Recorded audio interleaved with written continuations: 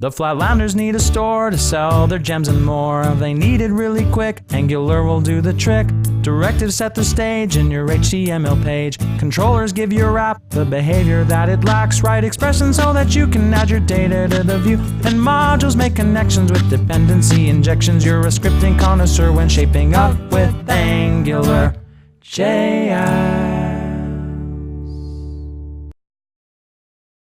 You're watching Shaping It with Angular, and this is level 3, where we're going to be talking about creating your own form to add new reviews in our case. So here we are back in our store, and you'll notice when I click on reviews, it lists out all the different reviews for a product, and I can rate the product. As I start typing out the review, it gives me a nice live preview so I can see what my review is going to look like. When I submit it, the review gets solidified onto the page and my form gets reset. Let's figure out how to do this. We haven't dealt with reviews before. Here you can see we just added it to our products array. So you can see each product has an array of reviews, which each have properties. Next, inside of our reviews panel, we'll simply do another ng repeat for review in product reviews.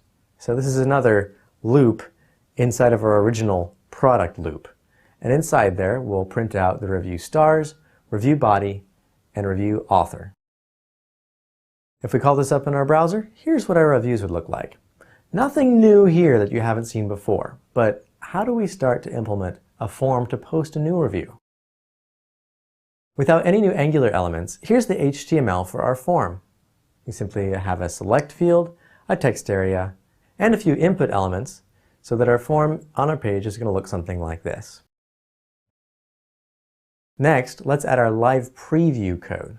So here, just like when we printed out each review, we're going to have a block quote, print out the stars, the body, and the author.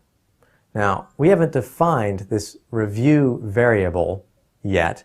Just like in the previous level, we didn't really define the tab variable. We could just start using it.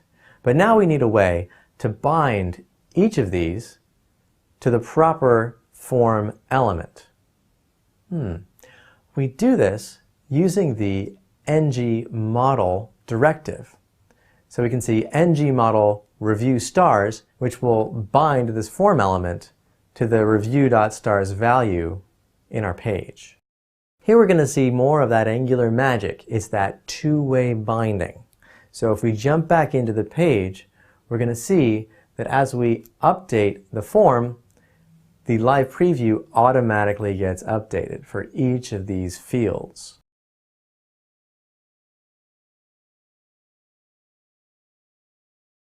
Obviously, our form isn't going to work yet. We haven't told it what to do and it gets submitted.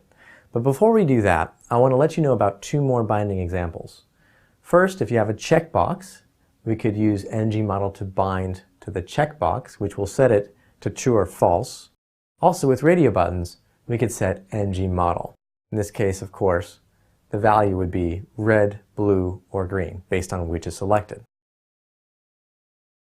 Before we move any further, I want to make sure you're comfortable with using ng model to create forms.